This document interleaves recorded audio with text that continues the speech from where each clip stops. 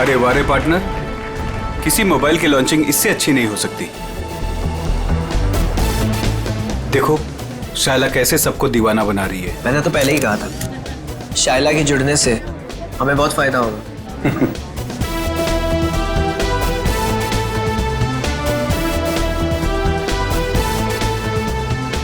Thank you, thank you, thank you.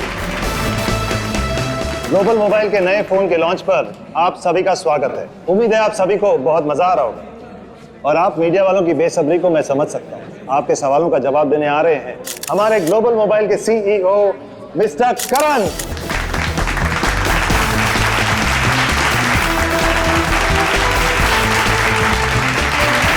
All the best. Thank you everyone. आप लोग अपना कीमती वक्त निकाल कर यहाँ आए, इसके लिए आप सभी का बहुत बहुत शुक्रिया। Thank you. आज मैं बहुत खुश हूं क्योंकि आज मैं आप सबको अपनी कंपनी का वो मोबाइल देने जा रहा हूं जो आपकी रोजमर्रा की जिंदगी को और भी आसान कर देगा।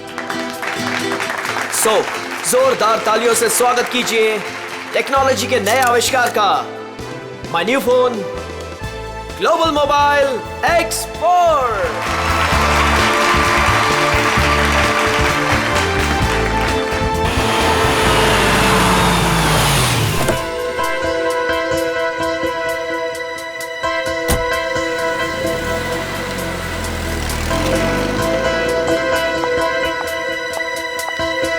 वेलकम मैडम, आइए आइए। फंक्शन कहाँ चल रहा है? हॉल नंबर 1 में। ओके। क्या ये बात सच है कि आपका मोबाइल बाकी मोबाइल की तुलना में बेहतरीन बैटरी लाइफ और परफॉर्मेंस देंगे? अभी जो हमने सॉफ्टवेयर का इस्तेमाल किया है वो बहुत ही एडवांस्ड है और ये हमारे फोन को एक नया करण करण करण करण करण ये कौन है मामा जी? पता नहीं। मैं तुम्हें देखिए कितनी खुश हूँ करण। मैं कितना परेशान हो गई थी। I am so happy to see you. Excuse me, छोड़िए, कौन है आप? क्या बदतमीजी है? मुझे लगा तुम मुझे पहचान लोगे और ये आप क्या लगा रखा है? हाँ, मुझे मेरे नाम से बुलाओ ना। मुझे पता भी नहीं कि तुम कौन हो, तो तुम्हारा नाम कैसे पता चलेगा मुझे? तुमने अपना एड्रेस बदल दिया, अपना फोन नंबर बदल दिया, फिर भी मैंने तुम्हें ढूंढ निकाला। 2 साल इंतजार किया है मेरे कारण। 2 साल? हे, नो फोटोग्राफ्स, नीचे कीजिए। No camera please, please please. अब मैं समझा, तुम्हें जरूर किसी और मोबाइल कंपनी ने भेजा है हमारे इस फंक्शन को खराब करने के लिए, राइट? ये क्या कह रहे हो तुम? हाँ, सही कह रहा हूं मैं। इतनी घटिया हरकत करने के लिए कितने पैसे मिले थे? बस बहुत बोल दिया तुमने। हाँ, बहुत अपमान कर दिया तुमने मेरा। तुम्हें जानना है ना कि मैं कौन हूँ?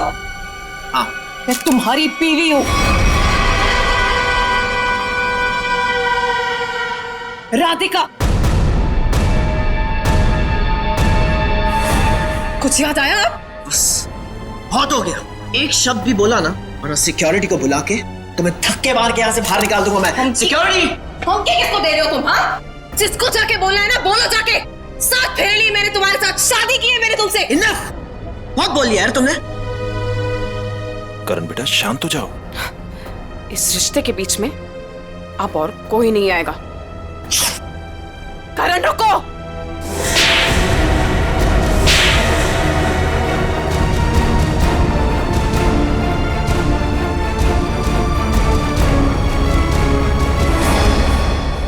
ये 2 तमाचे उन 2 सालों के लिए जो मैंने तुम्हारी याद में बिताए हैं। तुमने मुझे थप्पड़ मारा। मुझसे दुश्मनी बहुत महंगी पड़ेगी। पता है मैं कौन हूँ? पता है तुमने किससे दुश्मनी मोल ली है? अपने पति से। मैं तुम्हारा पति नहीं हूँ। अगर मैं तुम्हारा पति हूँ ना तो सबूत बताओ। अच्छा, तो देते हैं ना सब। उतारो अपने कपड़े। व्हाट? तुम्हारी पीठ पे 2 काले तिल, और ये बात हमारी पत्नी के अलावा तो किसी और को नहीं पता होगी ना। उतारो। मिस्टर करण, क्या ये मैडम सच कह रहे हैं? क्या वाकई आपकी पीठ पे तिल है? देखिए, मैं आपके बेकार के सवाल का जवाब देना जरूरी नहीं समझता और मुझे अपने आप को साबित करने की कोई जरूरत नहीं है। Get it? और तुम जिसकी पत्नी हो ना, जाके उसके कपड़े उतरवाओ। Just stop. करण रुको। करण, करण रुक जाओ, मुझसे बुरा कोई नहीं होगा फिर।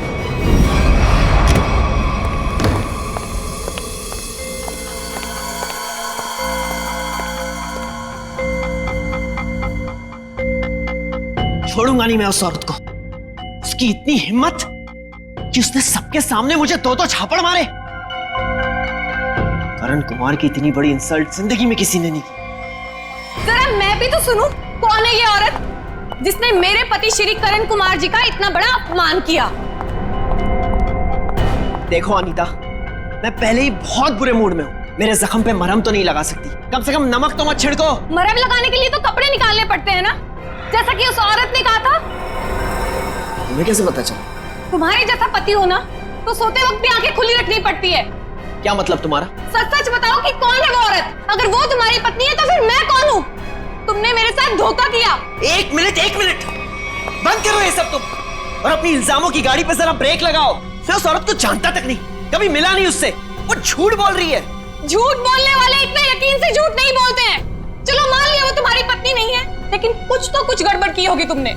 सच सच बताओ कि कौन है वो? क्या रिश्ता है तुम्हारा उस औरत के साथ? ये कैसी बातें कर रही हो तुम? मुझ पे शक कर रही हो? मुझ पे? मैं एक वफादार पति हूँ। हाँ हाँ, पता है कितने वफादार हो तुम। अगर अपने झूठ का ज्यादा ढोल बजाया ना तो केस कर दूंगी तुम पे। पता है ना अदालत बेवफाई की क्या सजा देती है? बेवफाई? मैं कोई बेवफाई नहीं कर रहा हूँ।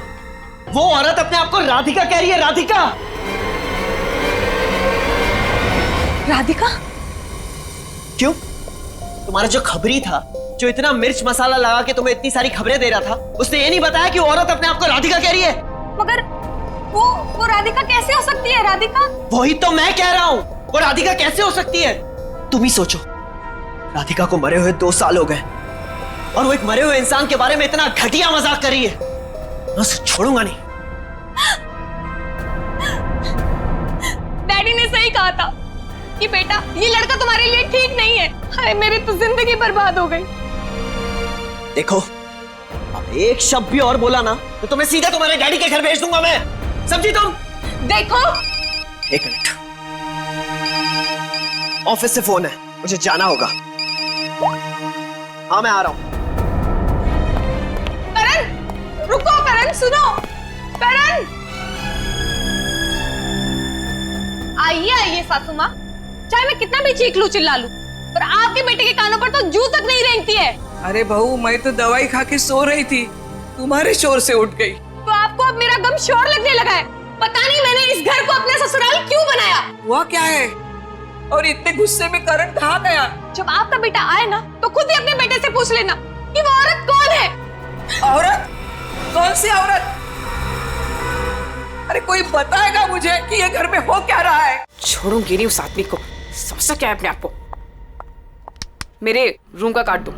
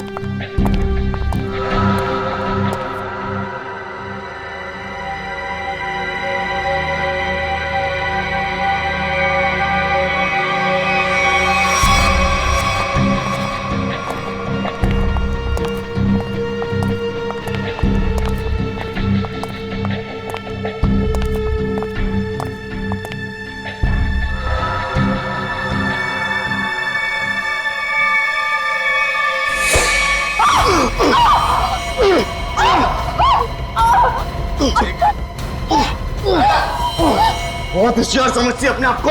अब तुझे कौन बचाएगा मुझसे? मैं बचा लूंगा। ये कौन बताएगा?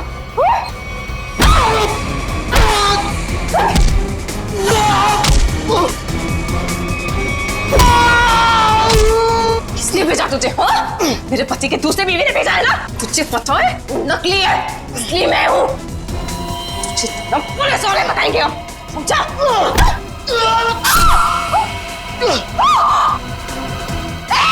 भागता कहाँ है? रुक!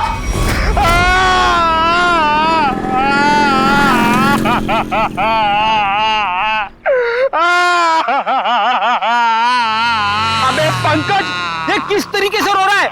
कम से कम रोने का तरीका तो सुरीला होना चाहिए, इतना बेसुरा नहीं। अरे मैं रो रहा हूँ, कोई रियाज नहीं कर रहा हूँ जो मुझे सुर ताल और ये सब सिखा रहे हो।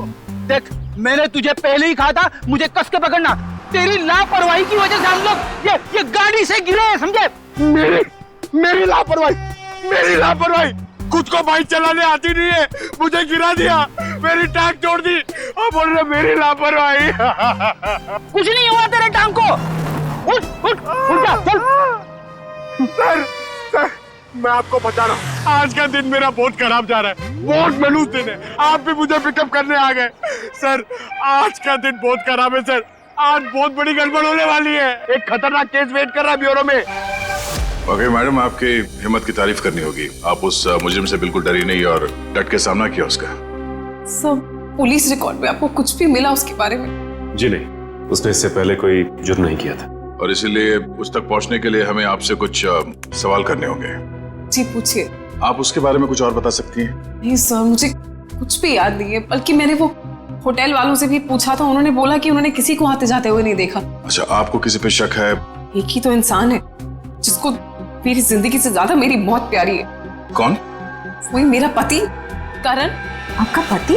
आपको पता है कितने सारे लोगों के बीच में उसने मेरी इंसल्ट की, उसने तो मुझे अपने बीवी मानने से भी इनकार कर दिया। पर आपको पता है सर, इसी बात का ना बदला लेने के लिए उसने वो गुंडा भेजा था मेरा गला दबाने के लिए। एक मिनट मैम, शुरू से बताइए कि ये आपके और आपके पति के बीच में तनाव किस वजह से है? आप मेरे साथ करण के घर पे चलिए, आपको सब कुछ पता चल जाएगा कि क्या हुआ था। नहीं राधिका, जब तक हम ना बुलाएं तुम गाड़ी में बैठे। मगर क्यों? प्लीज राधिका जी, आप बात को समझने की कोशिश कीजिए, हम आपको जल्दी ही अंदर बुलाएंगे। ठीक है, बैठती हूँ।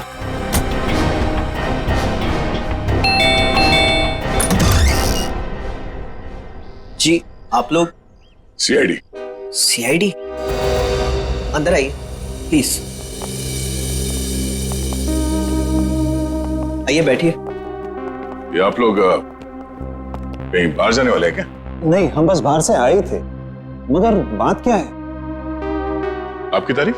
जी, ये मेरे मामा है, जतिन मामा, और मैं करण कुमार, इस घर का मालिक। क्या बात है ऑफिसर, आप लोग यहाँ ऐसे?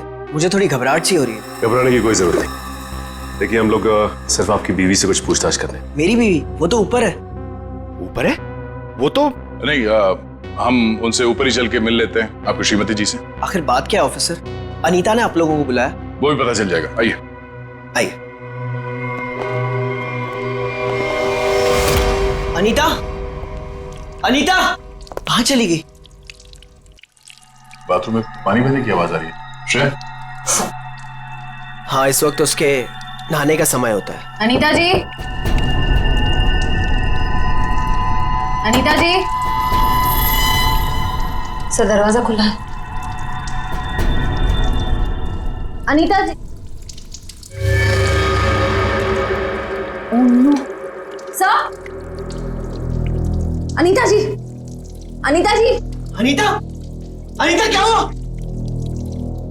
सर, ये तो मर चुकी है। अनीता, अनीता, अनीता। एक मिनट, करण आप समझिए प्लीज। अनीता को क्या हुआ? ले जाओ। करण जी, अनीता, करण जी, आप मेरे साथ बाहर चलिए प्लीज। आइए। अनीता।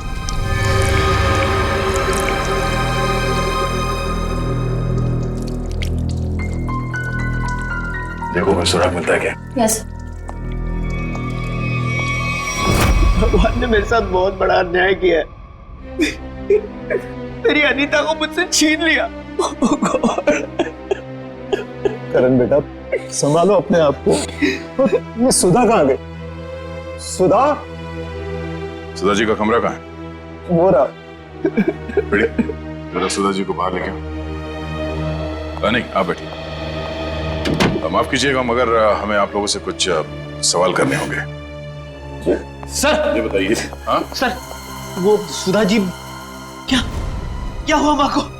हाँ क्या हुआ माँ को? माँ माँ माँ माँ सुधा, माँ माँ माँ आंखें खोलो, कहीं माँ भी? नहीं, जिंदा है, नब्ज धीमी चल रही है। बड़ी एम्बुलेंस बुलाओ जल्दी। माँ सचिन, माँ आंखें खोलो, माँ माँ माँ आंखें खोलो। इन दोनों का कहना है कि ये अभी अभी घर आए हैं। पता लगाना होगा कि सच्चाई क्या है। दोनों को अलग अलग ले जाके पूछताछ करनी होगी। नाक और कान में खून है। शरीर पे कोई चाकू या कोई हथियार के निशान नहीं। मुझे लगता है नहाने से पहले इसने कुछ खाया पिया होगा और किसी ने इसके खाने में ही कुछ मिला दिया होगा। हाँ, कि बाथरूम में सब सामान जगह पर है, हाथापाई या मारामारी का कोई निशान नहीं। वही तो।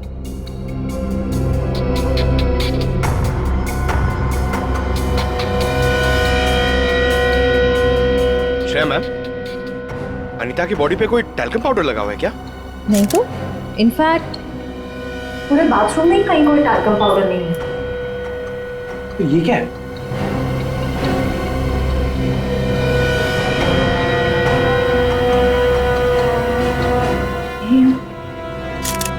कहीं अनीता की मौत का इस पाउडर से लेना देना तो नहीं? सर मैं भी अपनी माँ के साथ अस्पताल जाना चाहता हूँ सर। मुझे उनकी बहुत चिंता हो रही है, प्लीज सर मुझे जाने दीजिए। घबराइए नहीं, हमारा एक ऑफिसर गया आपकी माँ के साथ उनका ध्यान रखने के लिए। और एक बार ये तहकीकात पूरी हो जाए हमारी, उसके बाद आप भी जा सकते हैं हॉस्पिटल अपनी माँ से मिलने। सर आपको जो भी पूछना है आप पूछिए सर। यहाँ आपके घर में 4 लोग थे। अनीता जी का खून हो गया, आपकी माँ बेहोश पड़ी थी, तो अब बचे 2, आप और आपके मामा जी।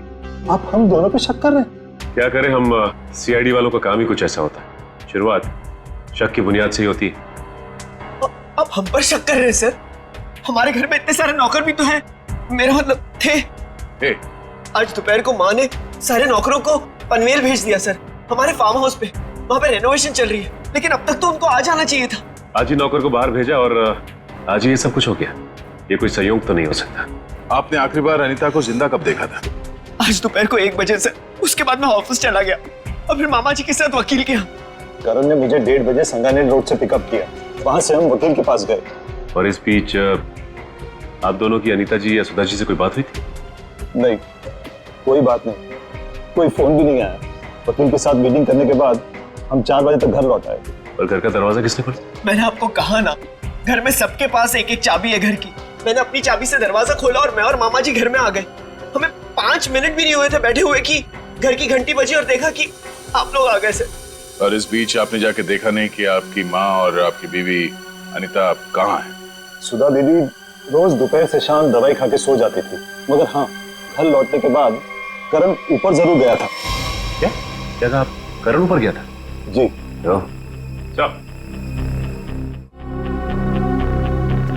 सचिन जी का कहना है कि करण आते ही सबसे पहले ऊपर सीढ़ियों पे गया।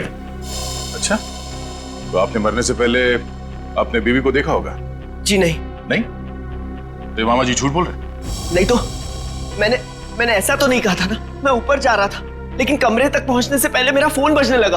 ऊपर नेटवर्क का प्रॉब्लम है, इसलिए मैं वापस नीचे आ गया। पता नहीं क्यों चाह कर भी हमें यकीन नहीं हो रहा आप दोनों के बयान पर। ऐसे लग रहा है कि हम लोग कोई कहानी सुन रहे हैं, एक मन घड़ंत रची हुई कहानी। अरे सर प्लीज, हमारे साथ इतना बड़ा हादसा हुआ है और हमें हमदर्दी दिखाने के बजाय आप हम पे शक कर रहे हैं। हमदर्दी से ज्यादा जरूरी हमारे लिए अनीता को इंसाफ दिलाना है, उसके खूनी को फांसी के फंदे तक पहुंचाना है।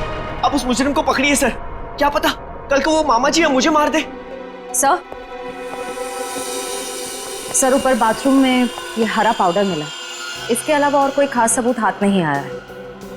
आप कुछ बता सकते हैं इस पाउडर के बारे में? क्या है ये? नहीं सर, इससे पहले इस पाउडर को मैंने बाथरूम में कभी नहीं देखा। कोई बात नहीं, हम पता कर लेंगे। पंकज, टेस्टिंग के लिए भेज दो। सर मैं भी हॉस्पिटल जाना चाहता हूँ सर।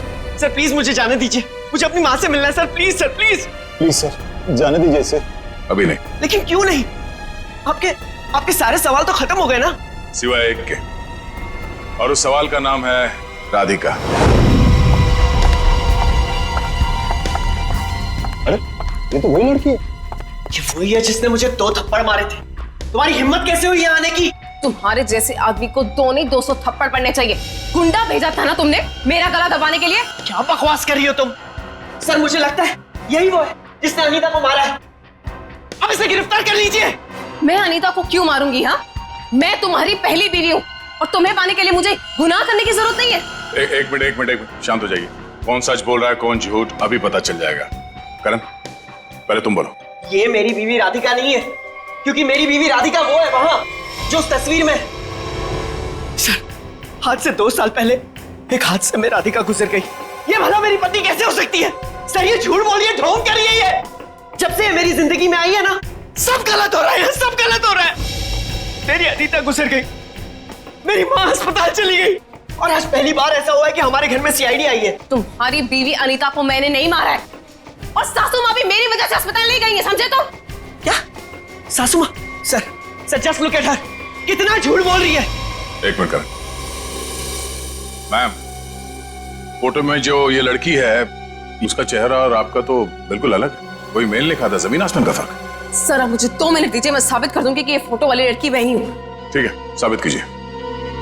करण, तुम और मैं 2013 जुलाई में जयगढ़ गए थे ट्रैकिंग के लिए। तुम और मैं नहीं गए थे, मैं और मेरी पत्नी राधिका गए थे। लेकिन तुम्हें कैसे पता चला? उस वक्त एक हादसा हुआ था, एक लड़की की मौत हो गई थी पहाड़ से नीचे गिर के। वो लड़की मैं थी, राधिका तुम्हारी बीवी। तुम? मैं पहाड़ से नीचे गिर गई थी, तुमने तो मुझे ढूंढने तक की कोशिश नहीं की थी। ढूंढा था, करण ने खुद मुझे बताया था। जी, इन्होंने बोला और आपने मान लिया। सर मैंने अपनी पत्नी को ढूंढने की बहुत कोशिश की, दिन रात कोशिश की, लेकिन मुझे उसकी लाश तक नहीं मिली। कैसे मिलती तुम्हें उसकी लाश? हाँ, मैं मरी नहीं थी, मैं जिंदा थी और तुम्हारे सामने खड़ी हूँ। सर ये फिर से झूठ बोल रही है। सर एक मिनट, जब आप पहाड़ से गिरी तो फिर तो बच कैसे गई? क्योंकि कुछ सांसें बची थी मेरे अंदर। आपको पता है 2 साल लगे थे मेरी हड्डियां छोड़ने में, पूरा चेहरा खराब हो गया था मेरा। वो तो शुक्र है डॉक्टर पुनीत का जिन्होंने मुझे नया चेहरा दिया। लेकिन शादी को देखिए, अभी तक मारने को तैयार नहीं कि मैं इसकी बीवी हूँ। सर झूठ बोल रही है, ये बेकार की कहानियां बना रही है, ढोंग कर रही है। क्यों झूठ बोल रही हो? क्या करूं मैं? कहां खींच के दिखाऊं कि मैं तुम्हारी बीवी हूं? तुम्हें जो करना जाके करो, जिससे पता करना जाके करो। मैं क्यों करूं? सच क्या है और झूठ कौन बोल रहा है वो भी सामने आ जाएगा।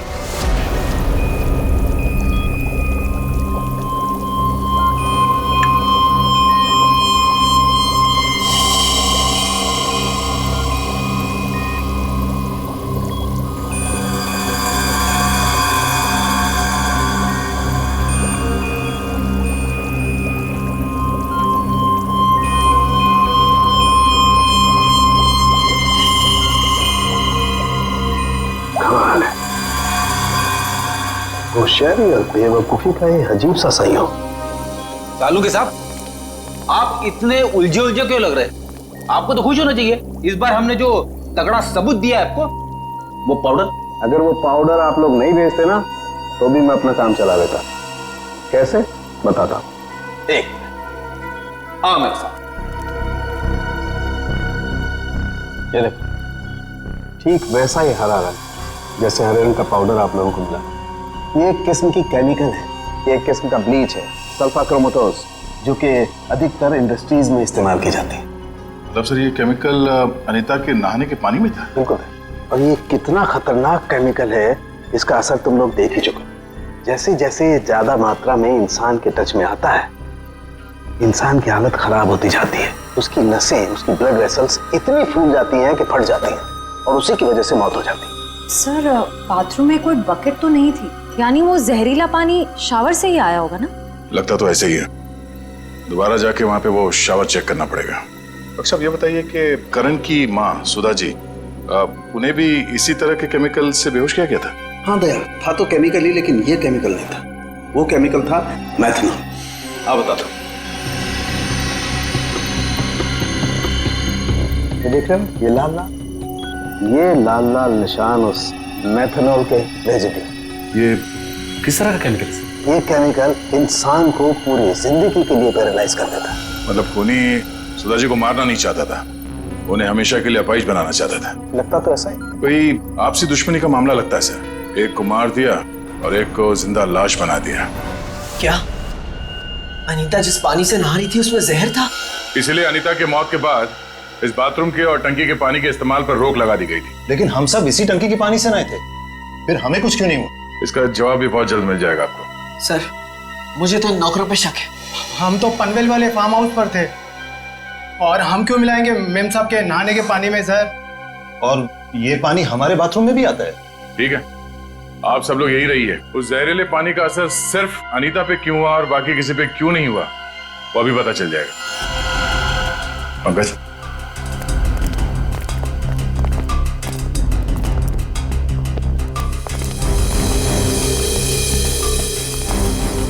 बड़ी शावर को खोलो। अगर जहर पानी में है तो उस केमिकल के अवशेष इसमें जरूर मिलेंगे।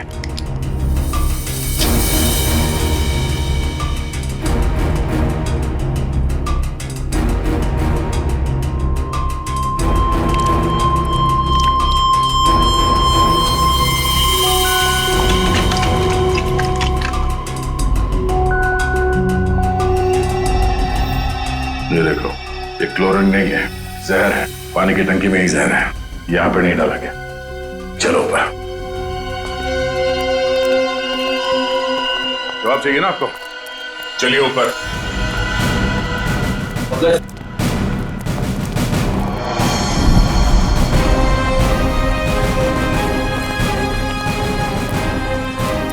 सर ये पानी की टंकी में जहर क्यों होगा? अगर इसमें जहर होता तो हम सब जिंदा कैसे हैं? हो सकता है आप लोग कई दिनों से नहाए नहीं हो। फॉरेंसिक किट लाए हो? सर वो नीचे। प्लीज लिया। Yes sir.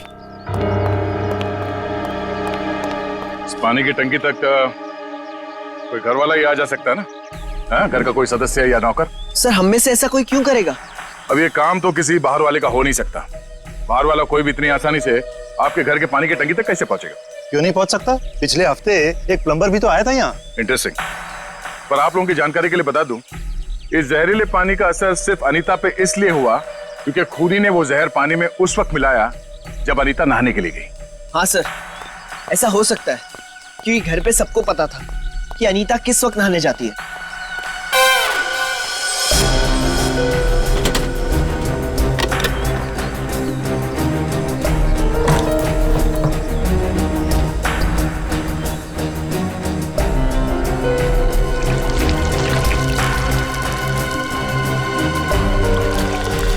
थैली यहाँ कैसे? टेस्ट करो।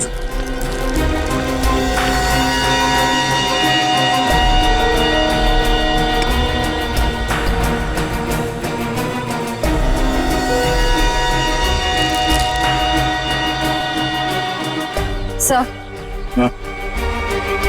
पानी में जहर है। क्या?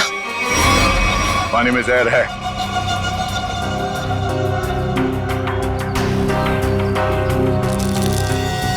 तंगूस?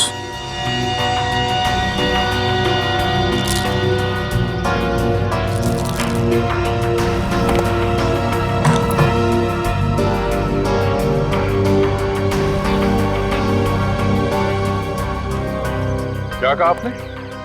एक हफ्ते पहले प्लम्बर आया था? जी। लगता है उसी दौरान ये सब हुआ है। किसी ने वो जहर इस प्लास्टिक में डालकर यहाँ पे रख दिया था और उसे तंगूस से बांध के नीचे कनेक्ट किया था। और जैसे ही अनीता बाथरूम में गई नहाने के लिए, उसने तंगूस को खींचा। प्लास्टिक के अंदर जो जहर था वो पानी में घुल गया और अनीता की मौत हो गई।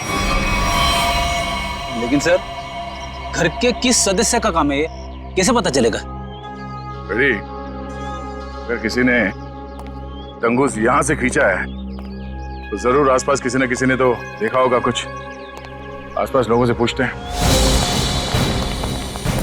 या आसपास किसी ऐसे आदमी से पूछना होगा जो घंटों एक ही जगह पे बैठा रहता है, जैसे कोई दुकानदार, फेरी वाला, कोई बिल्डिंग का वॉचमैन।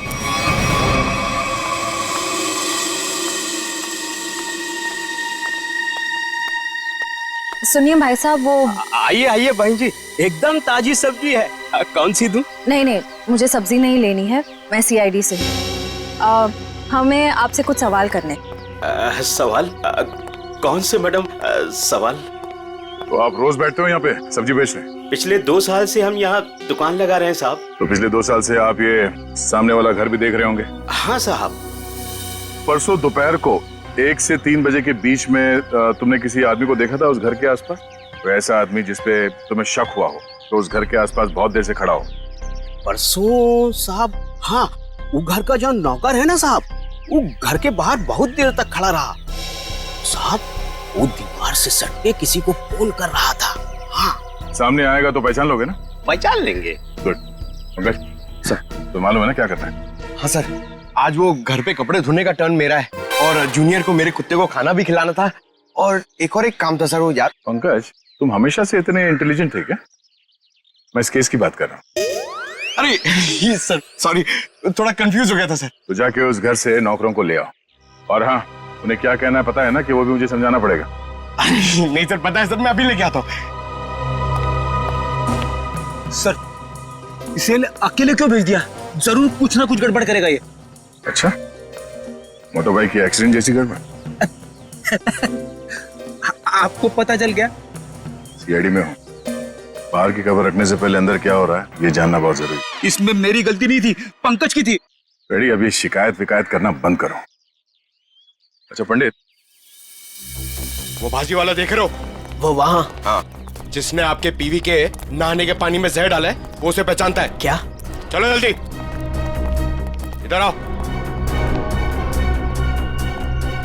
जरा पहचान कौन है इनमें से? हाँ साहब, यही वो आदमी था साहब। तुम? अरे मुझे क्यों फंसा रहे हो? तुम्हें जरूर कोई धोखा हुआ है। कौनो धोखा नहीं हुआ साहब, यह है वो। नहीं साहब, मैं सही कह रहा हूँ साहब। इधर साहब, मैं सच कह रहा हूँ साहब। देख प्रीतम, हम जानते हैं कि तूने खुद ये सब नहीं किया, मगर तूने किसी के कहने पे जरूर किया है। अगर तुम हमारे साथ कोऑपरेट नहीं करोगे तो शायद फंस जाओगे, है ना? बोल। बबलू प्लम्बर साहब, उसने 20,000 रुपए दिए थे। मैंने तो साहब तार खींच के केमिकल मिलाया था साहब, अनीता मैडम के नहाने के टाइम पर साहब, और कुछ नहीं साहब। जिस थाली में खाया उसी में छेद किया। 20,000 रुपए के लिए ईमान बेच दिया तुमने। गलती हो गई साहब, गलती हो गई साहब। मुझे सजा कानून देगा। अब ये बता, वो प्लम्बर बबलू कहाँ मिलेगा?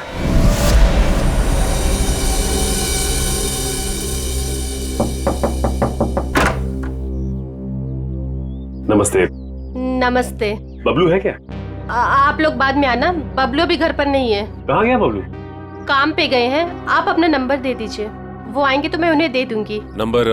जी, गर्मी बहुत है, एक गिलास पानी मिल सकता है? अभी लाई। जी।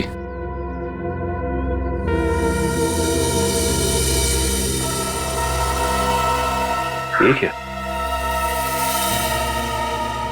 बबलू के प्लम्बिंग का सामान तो यहीं पड़ा हुआ है। इसका मतलब ये औरत हमसे झूठ बोल रही है। Thank you. थैंक्स। चलते। पर आपने अपना नंबर नहीं दिया। हम लोग फिर आ जाएंगे। जी। Thank you. कितना गर्मी है इधर।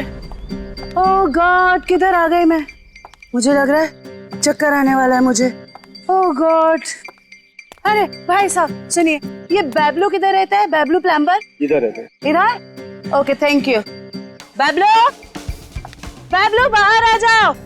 देखो बाहर आ जाओ, वरना मुझे पुलिस को बताना पड़ेगा कि तुमने मेरा बेल्जियम का पाइप और जापान का नल का चोरी किया है। बबलू, बबलू। आप कौन हो मेम साहब, और इस तरह से शोर क्यों मचा रहे हो? अरे कैसे शोर नहीं मचाएगा? मेरे घर में बबलू ने डाका डाला है, डाका रॉबरी किया है। 1.5 लाख का पाइप चोरी किया है मेरा इटालियन मार्बल वाला बाथरूम से, एंड 2 लाख का जापान का नल का चोरी किया है। 2 लाख का नल का? इन अमीरों के पास कितने फालतू पैसे होते उड़ाने के लिए। देखो मेरा टाइम वेस्ट नहीं करो। बबलू, लास्ट वार्निंग दे रही हूँ तुम्हें, मैं पुलिस को फोन कर रही हूँ। बबलू। मैडम, आपको जरूर कोई गलतफहमी हुई है। मैंने जापान का नलका देखा ही नहीं, तो उसे चुराऊंगा कैसे?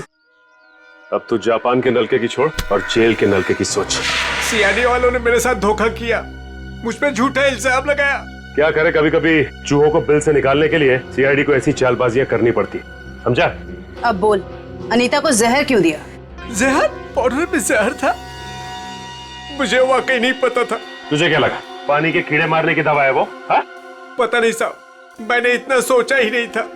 50,000 रुपए मिल रहे थे, मैंने बिना दिमाग लगाए चुपचाप काम कर दिया। किसने दिए 50,000 रुपए तुझे? मुझे नहीं पता, एक फोन आया था होटल से। कौन से होटल से फोन आया था? Excuse me ma'am. Good afternoon sir. Good afternoon ma'am. हमारे होटल में आपका बहुत बहुत स्वागत है। अरे वाह, इतने प्यार से हमारा स्वागत किया। जनरली सीआईडी को देख के तो लोग मायूस हो जाते हैं। सीआईडी? क्या बात है सर? इसे पहचानती हैं आप? नहीं पहचानती। क्या बात है, मतलब आपने कभी देखा ही नहीं है? याद तो नहीं आ रहा है। ठीक है, हम आपको याद दिला देते हैं। बबलू नाम है इसका। पिछले हफ्ते यहाँ इस होटल से एक पैकेट लेने आया था, आप ही के होटल में किसी गेस्ट से।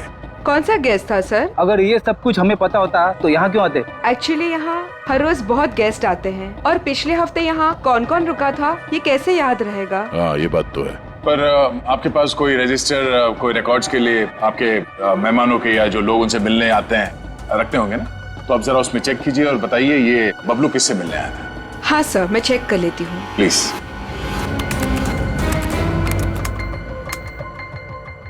हाँ सर, मिल गया। ये 25 सितंबर की बात है। यहाँ 209 के जो गेस्ट थे उन्होंने बबलू के लिए पार्सल छोड़ा था रिसेप्शन पे। और चेकआउट कब कर गया वो? अब तक तो नहीं किया सर। मतलब वो अभी कमरे में है? नहीं, एक्चुअली मैंने उन्हें होटल के कॉफी शॉप में जाते हुए देखा था। नाम क्या आपके इस गेस्ट का? जरा देखो कहाँ है वो। ये देखिए सर, ये रहा। मिस्टर करण, आप यहाँ? ये सवाल तो मैं भी आप लोगों से पूछ सकता हूँ। हाँ, ये बात तो है, ये सवाल आप भी कर सकते हैं, मगर चूंकि सवाल हमने पहले किया है तो आप जवाब दीजिए। वो मुझे यहाँ का ऑमलेट और कॉफी बहुत पसंद है, इसलिए थोड़ी पेट पूजा करने आ गया था। अरे वाह, तुम मेरे लिए भी बोल दीजिए। सर, मेरे पेट में चूहे तोड़ रहे हैं।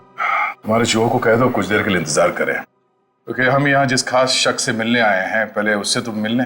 खास शख्स कौन है? आओ मिला दो। आजा। नमस्ते, कैसी हैं? आप लोग यहाँ? हाँ, नमस्ते इनसे भी कहिए, करण जी है। सर, आप क्यों मुझे फंसा रहे हैं? मैं बस यहाँ सेटलमेंट करने आया था। अभी तो आप कह रहे थे कि आप ऑमलेट खाने आए थे। ऑमलेट तो बस एक बहाना था। सबसे पहले ये मेरी पत्नी राधिका है ही नहीं, तो मैं चाहता था कि कुछ पैसे देकर मामले को यहीं रफा दफा कर दूं, बस। वैसे आपकी जानकारी के लिए बता दूं कि पिछले कुछ दिनों में आपकी जिंदगी में जो कुछ भी हो रहा है वो इन्हीं की मेहरबानी है। सब मेरी जिस जयगढ़ इलाके में आपकी राधिका का एक्सीडेंट हुआ था, वहाँ के सभी प्लास्टिक सर्जन से बात हो गई है हमारी। क्या सच कह रही? यही तुम्हारी असली बीवी है? I can't believe it।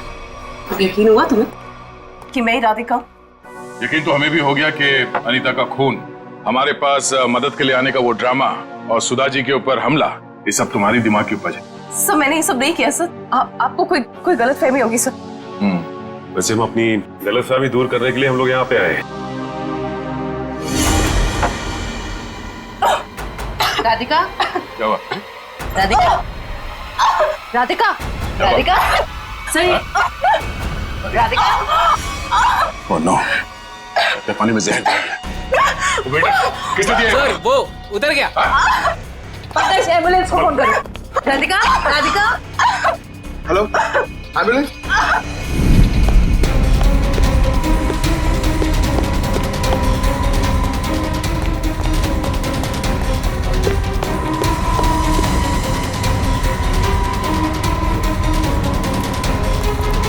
और कहाँ भागोगे आप? जाने दो मुझे। हाँ? जाने दो मुझे। जाने दो मुझे। जाने दे।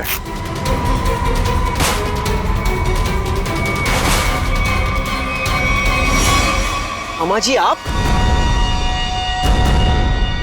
तुझे छोड़ दे? हाँ? अब बोल, क्यों किया तूने ये सब? 2 साल पहले मैंने करण को राजी किया था कि वो राधिका को पहाड़ से धक्का दे दे। बुद्धि भ्रष्ट हो गई थी मेरी, दिमाग खराब हो गया था जो मैंने आपकी बात सुन ली। आगे बताओ, सुधा जी के इस हालत के जिम्मेदार तुम ही हो ना? सुधा के खाने में मैंने ही गड़बड़ की थी। और राधिका जब पहाड़ से नीचे गिरने के बाद भी नहीं मरी तो तुमने इसके दिमाग में जहर घोला। हाँ, राधिका को मोहरा बना के करण और सुधा के खिलाफ इस्तेमाल किया मैंने, और राधिका के नाम से ही बबलू के हाथों अनीता की पानी की टंकी में जहर मिलवाया था मैंने। अब ये भी बता दो कि ये सब नेक काम तुमने किस लिए किए? बदला लेना चाहता था मैं। किससे? अपनी चचेरी बहन सुधा से। 1000 लालची आदमी मरे होंगे तब जाके सुधा का जन्म हुआ होगा। शुरू से ही उसकी नजर मेरे पैसों पर थी। मेरे भोले भाले माँ बाप को बेवकूफ बनाकर उसने हमारी पूरी जायदाद पर कब्जा कर लिया था। एक एक पैसे के लिए मोहताज बना दिया था उसने मुझे। सिर्फ इतना ही नहीं, मेरे बच्चे को भी अस्पताल में मार दिया था उसने ताकि सब कुछ करण का ही बना रहे। माना कि सुधा ने बहुत गलत किया तुम्हारे साथ, अगर उसके लिए तुमने जो रास्ता चुना है वो भी सही नहीं है। बदले की भावना ने मेरे ज़मीर को अंधा बना दिया था। मेरा तो सिर्फ एक ही मकसद था, इस परिवार का नामो निशान मिटा देना।